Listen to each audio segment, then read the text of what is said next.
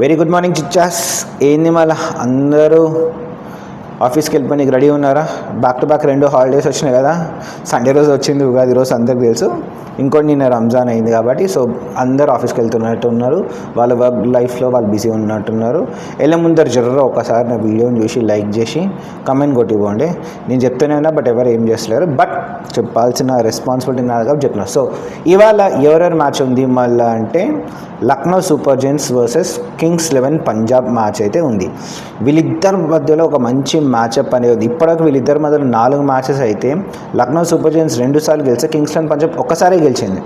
So ఒక మంచి మ్యాచ్అప్ అయితే ఉంది. కానీ కింగ్స్ 11 పంజాబ్ వాళ్ళు మొత్తం వాళ్ళ టీంని రీవ్రాప్ చేశారు. లక్నో సూపర్ జైంట్స్ వాళ్ళు వచ్చి వాళ్ళ కెప్టెన్ మార్చారు. సో వాళ్ళ దాంట్లో చాలా ఉంది అండి. సో ఏంది మళ్ళీ ఎట్లా ఉంటుంది అంటే ఈ మ్యాచ్ వచ్చేసి లక్నోలో జరుగుతుంది, ఏకనా క్రికెట్ స్టేడియం అని చెప్పి. సో ఇక్కడైతే మనకి హై స్కోరింగ్ ఉంటుంది, కానీ మరీ అంత 250 280 మన హైదరాబాద్ మీద ఎట్లా కొట్టారు అట్లాంటి మ్యాచ్లు అయితే ఉండవు. హై స్కోరింగ్ ఉంటాయి బట్ కొంచెం తక్కువ ఉంటుంది. సో పిచ్ పరంగా చూసుకుంటే కనుక ఇదొక బ్లాక్ సాయిల్ పిచ్, ఇదొక రెడ్ సాయిల్ పిచ్. ఇంకా కొంచెం గ్రాస్ అయితే ఉంటుంది పిచ్ మీద, ఇంకా అక్కడ మీద. సో ఇంట్రెస్టింగ్గా ఉంటుంది. సో యావరేజ్ హైయెస్ట్ స్కోర్ ఇక్కడ 2003 నుంచి చూసుకుంటే కనుక మనం T20స్లో 170 ఆర్ 165 నుంచి 170 ఉంటుంది అన్నమాట. సో నేను ఇందాక చెప్పినట్టు పెద్ద 240 280 స్కోర్లు అయితే రావు, కానీ డీసెంట్ స్కోర్ లైక్ ఒక 180 190 స్కోర్ అయితే వచ్చే అవకాశం అయితే ఉంది. ఇక్కడ ఏంటంటే బౌండరీస్ అనేవి పెద్ద గ్రౌండ్, అంటే ఈ ఏకనా క్రికెట్ స్టేడియం ఏంటంటే మన ఇండియాలో ఉన్న one of the biggest grounds అనమాట. సో బ్యాట్స్మెన్స్ ఏంటంటే చిన్న గ్రౌండ్స్లో ఉన్నప్పుడు బాగా 6లు 4లు కొడతారు, బట్ ఇక్కడ అంత ఉంటుంది. సో టైమింగ్ ప్రాపర్గా ఉంటేనే అది క్రూషియల్ అవుతాడు. సో ఇలా ఉంటే కనుక ఇది పెద్ద గ్రౌండ్ ఇంకా బౌండరీస్ అవన్నీ ఎక్కువ ఉండడం వల్ల ఏంటంటే స్పిన్నర్స్కి ఒక అడ్వాంటేజ్ అవుతుంది, ఎందుకంటే కొంచెం మిస్ టైం అయినా ఏదైనా కానీ వికెట్స్ అయితే రావడం అయితే జరుగుతుంది. సో మనకేంటంటే మ్యాచ్అప్స్ గురించి ఇంకా టీమ్ కూర్పులో కానీ నేను క్లియర్గా చెప్తాను అనమాట, ఎందుకు ఈ పాయింట్ అక్కడ చెప్తున్నాడు. సో ఇప్పటివరకు చూసుకుంటే కనుక నేను ఇంతకుముందు చెప్పినట్టు కింగ్స్ 11 పంజాబ్ వాళ్ళు ఆడిన ఒక మ్యాచ్ ఈ IPL 2025లో వాళ్ళైతే గెలిచారు. ఎవరు మన గుజరాత్ టైటన్స్ మీద ఒక 11 రన్లతో అయితే గెలిచి వాళ్ళైతే గుడ్ స్టార్ట్ అయితే ఇచ్చారు. సో లక్నో సూపర్ జైంట్స్కి వచ్చేసరికి వాళ్ళు ఆడిన ఫస్ట్ మ్యాచ్ ఢిల్లీ క్యాపిటల్స్ అయితే ఓడిపోవడం అయితే జరిగింది. సెకండ్ మ్యాచ్ సన్ రైజర్స్ హైదరాబాద్తో మాత్రం 5 వికెట్ల తేడా అయితే వాళ్ళైతే గెలిచారు.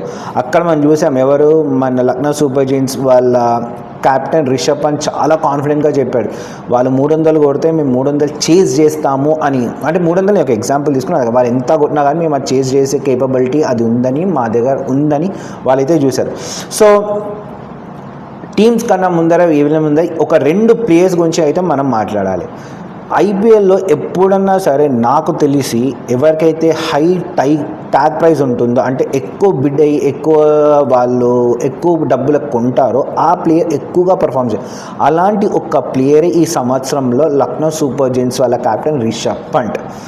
కీపింగ్లో కానీ ఇంకోటి ఫీల్డ్ చేంజెస్లో కానీ ఏదన్నా కానీ బౌలర్ రొటేషన్లో కానీ ఫస్ట్ మ్యాచ్లో చాలా డల్ ఉన్నాడు, ఏందో తెలియదు. బట్ ఫస్ట్ మ్యాచ్లో అయితే 6 బంతులు 6 బాల్స్ ఆడి డక్అవుట్ అయ్యాడు. సెకండ్ మ్యాచ్లో ఒక 15 odd runs ఏమో స్కోర్ చేశాడు, బట్ చాలా స్లోగా. సో తను బ్యాటింగ్కి అయితే ఈ మ్యాచ్లో అయితే పర్ఫామ్ చేస్తారు. సో లక్నో సూపర్ జైంట్స్ వాళ్ళ ఫ్యాన్స్ ఎస్పెషల్లీ వాళ్ళ టీమ్ ఓనర్ మాత్రం తన దగ్గర నుంచి చాలా మంచి పర్ఫార్మెన్స్ అయితే ఎక్స్పెక్ట్ చేస్తాడు. ఈవెన్ వాళ్ళ ఫ్యాన్స్ కూడా, వాళ్ళ టీమ్ మేనేజ్మెంట్, ఇంకా వాళ్ళ టీంలో ఉన్న మిగతా ప్లేయర్స్ కూడా. ఇంకొక ప్లేయర్ ఎవరంటే గ్లెన్ మ్యాక్స్వెల్ కింగ్స్ 11 పంజాబ్కి ఇది 3వ సారి ఆడుతున్నాడు. 3 సార్లు తన అంత పర్ఫామ్ చేయలేదు, బట్ కింగ్స్ 11 పంజాబ్ మాత్రం తన మీద చాలా నమ్మకం అయితే పెట్టుకుంది. సో తను పర్ఫామ్ చేయాలని అనుకుంటారు.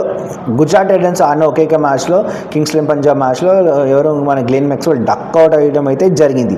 ఒక్క మ్యాచ్అప్ ఏం చెప్పాలంటే లక్నో సూపర్ జైంట్స్లో ఉన్న 2 బౌలర్స్ ఎవరైతే రవి బిష్నాయ్ ఇంకా అవిష్ ఖాన్ ఉన్నారో వాళ్ళిద్దరి మధ్యలో కంపేర్డ్గా చూస్తే గ్లెన్ మ్యాక్స్వెల్కి ఒక మంచి అప్పర్ హ్యాండ్ అయితే ఉంది. మ్యాచ్అప్స్లో క్లీన్ డీటెయిల్గా చెప్తా.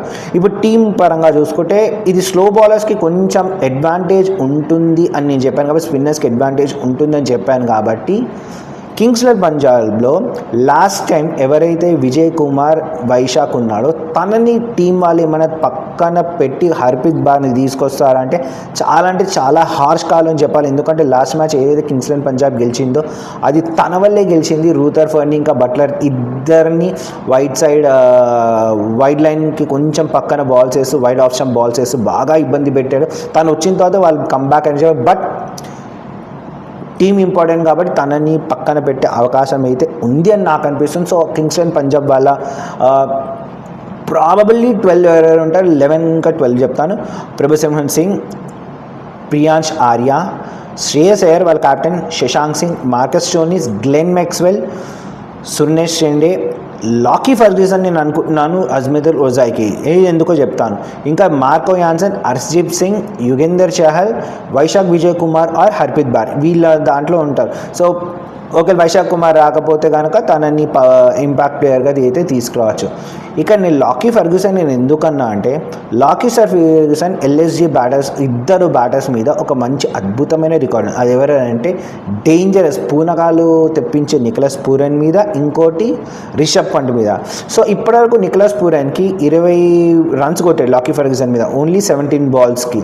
ఇంకా 4 డిస్మిసల్స్ ఉన్నాయి. ఇంకొకటి రిషబ్ పంట్ మీద, రిషబ్ పంట్ మొత్తం 36 బాల్స్ ఫేస్ చేస్తే ఎవరిని లాకీ ఫర్గ్యూసన్ని, అందులో 7 డిస్మిసల్స్ 37 రన్స్ స్కోర్ చేశారు. So Lockie Ferguson versus Rishabh Pant, Nicholas Pooran కూడా ఒక మంచి బ్యాటిల్ అవుతుంది. మ్యాచ్అప్స్ నేను డీటెయిల్గా మాట్లాడు. సో ఒక పక్కన ఎవరు మన లక్నో సూపర్ జైంట్స్ వాళ్ళు ఏమన్నా చేంజెస్ చేస్తారా అంటే నాకు తెలిసి స్లో పిచ్చెస్ అంటే ఇది కొంచెం స్పిన్నర్స్కి బాగా బెనిఫిట్ అవుతుంది కాబట్టి అబ్దుల్ సమద్ ప్లేస్లో ఐదర్ షాబాజ్ అహ్మద్ లేకపోతే సిద్ధార్థ్ వీళ్ళిద్దరిలో ఎవరినైనా తీసుకోవచ్చు. సో వాళ్ళ ప్లేయింగ్ 11 కానీ ప్లేయింగ్ 12 కానీ ఎట్లా అంటే Markram, Mitchell Marsh, Nicholas Pooran, Ayush Badoni, David Miller, Shahbaz Ahmed. ఇప్పటికే షాబాజ్ అహ్మద్ అనుకుంటున్నాను బట్ చెప్పలేము.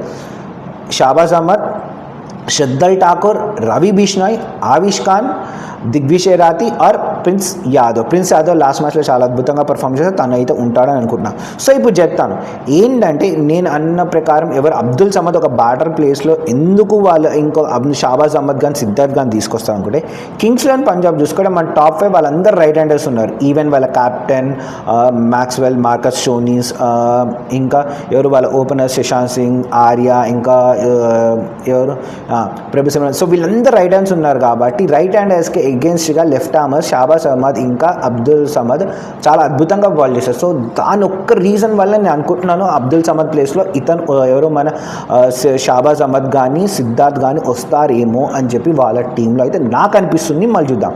సో నెక్స్ట్ ఇప్పుడు మ్యాచెస్కి వచ్చేసరికి ఇంతకుముందు నేను చెప్పినట్టుగా లాకీ ఫర్గ్యూసన్ వర్సెస్ వీళ్ళిద్దరు ఎవరు ఒక లాకీ ఫర్గ్యూసన్ కనుక టీంలోకి వస్తే అది కూడా ఎవరి ప్లేస్లో నేను ఇందాక చెప్పిన అబ్దుల్ ఒజైర్ ప్లేస్లో ఒక లాకీ ఫర్గ్యూసన్ వస్తే కనుక ఈ మ్యాచ్అప్ ఎవరెవరు లాకీ ఫర్గ్యూసన్ వర్సెస్ రిషబ్ పంట్ ఇంకా నికోలస్ పూరన్. ఇందాకే చెప్పినట్టు వాళ్ళిద్దరి మధ్యలో చాలా అద్భుతమైన రికార్డ్.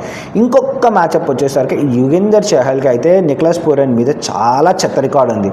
ఇంకోటి కంపారిటివ్లీ యుగేందర్ చహల్కి రైట్ హ్యాండర్స్ మీద ఒక మంచి రికార్డ్ ఉంది, లెఫ్ట్ హ్యాండర్స్ మీద చాలా అంటే చాలా చెత్త రికార్డ్ ఉంది. బట్ ఈ గ్రౌండ్ పెద్ద గ్రౌండ్ అని ఇంతకుముందు చెప్పాం కాబట్టి ఆ ఒక్క ఛాన్స్ వల్ల లాంగర్ బౌండరీస్లో కొట్టి హిట్ చేసినప్పుడు క్యాచెస్ వస్తాయి కాబట్టి అక్కడ ఏమన్నా నికోలస్ పూరన్ అవుట్ అవ్వడం అయితే జరుగుతుంది. సో ఇద్దరు బ్యాటింగ్ అయితే చాలా డేంజరస్గా ఉంది. సో ఏ టీం గెలుస్తుంది అని చెప్పడం మాత్రం చాలా కష్టం. యాజ్ లక్నో సూపర్ జైంట్స్ వాళ్ళ హోమ్ గ్రౌండ్ కాబట్టి ఒక్క చిన్న అడ్వాంటేజ్ అటువైపు ఉంటుందని అనుకుంటున్నాను. బట్ కింగ్స్ 11 పంజాబ్ని కూడా మనం తక్కువ అంచనా వేయాల్సిన అవసరం లేదు. లాస్ట్ టైం చూసాం వాళ్ళ బౌలింగ్ వైశాఖ్ విజయ్ కుమార్ వచ్చి ఎంత అద్భుతంగా బౌలింగ్ చేసి వాళ్ళకి ఆ మ్యాచ్ గెలిపించడం మనం చూసాం కాబట్టి ఈసారి కూడా ఎవరన్నా వాళ్ళ వైపు హీరో కాగలుగుతాడా, లేదు మేమే హీరోస్ అవుతామని లక్నో సూపర్ జైంట్స్ అనుకుంటుందా, వేచి చూడాల్సిందే. లాస్ట్ బెట్టింగ్ యాప్స్కి దూరంగా ఉండండి. Betting apps either bookie or apps నుంచి మాత్రం ఎవరు ఎటువంటి బెట్టింగ్స్ చేయొద్దని నా పర్సనల్ రిక్వెస్ట్. బెట్టింగ్స్ చేయకండి. పుణ్యానికి వచ్చిన డబ్బులు పుణ్యానికే పోతాయి, మనం కష్టపడ్డ డబ్బులే మనతో ఉంటాయి. సో బెట్టింగ్ యాప్స్కి దూరంగా ఉండే ఎవ్వరు బెట్టింగ్కి కావద్దు. ఈవెంట్ టాస్ కానీ ఏదన్నా కానీ ఎవరైనా బెట్టింగ్ యాప్స్ కనుక ప్రమోట్ చేస్తే మాత్రం పోలీసు వాళ్ళు ఆల్రెడీ తీసుకుంటున్నారు కాబట్టి personal request no one to encourage betting apps. సరే నేను చెప్పే కంటెంట్ కనుక నచ్చితే నా ఛానల్ లైక్ చేయండి, షేర్ చేయండి, సబ్స్క్రైబ్ చేయండి. Thank you. Good day.